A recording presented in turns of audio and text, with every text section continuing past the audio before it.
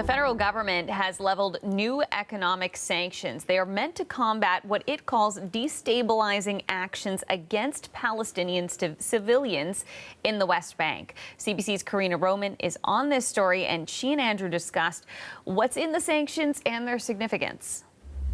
So these new sanctions are being brought in under the Special Economic Measures Act. These are the first sanctions for Canada listing extremist Israeli settlers.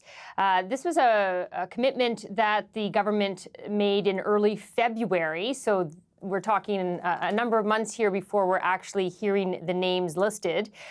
In that February promise, it was both highlighted that there would be sanctions against Palestinians with ties to Hamas and settlers that were extremist Israeli settlers that were causing havoc in the West Bank.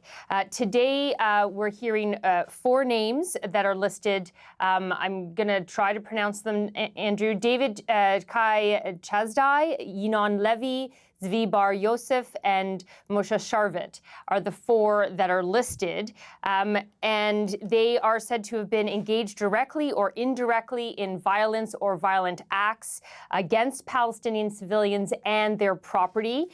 The sanctions include prohibitions on dealings with these individuals, and as well making them inadmissible to Canada. Now, Canada officially opposes the expansion of the illegal settlements in the West Bank. We know, of course, that they continue to expand, however, that whether extremist or not, settlers are continuing to settle there and expand them, and that these violent acts and violence in that area has escalated since the October 7th attacks by Hamas. So this is now, I guess, 3.5 months later after the promise to finally name some settlers, extremist Israeli settlers.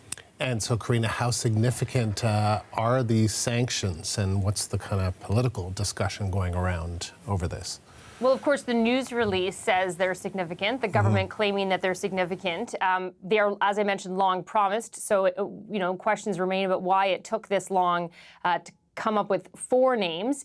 Some might see that as not a very significant number. I should mention that 4 of these names are also on the U.S. list, and the U.S. Having named 8. So these are 4 out of the 8 on the U.S. list, 3 out of the 4 on the U.K. list.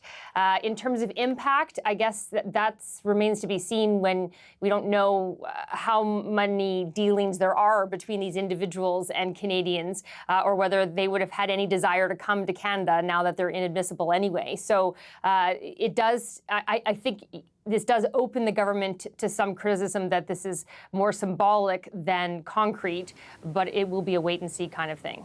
That's the CBC's Karina Roman in Ottawa.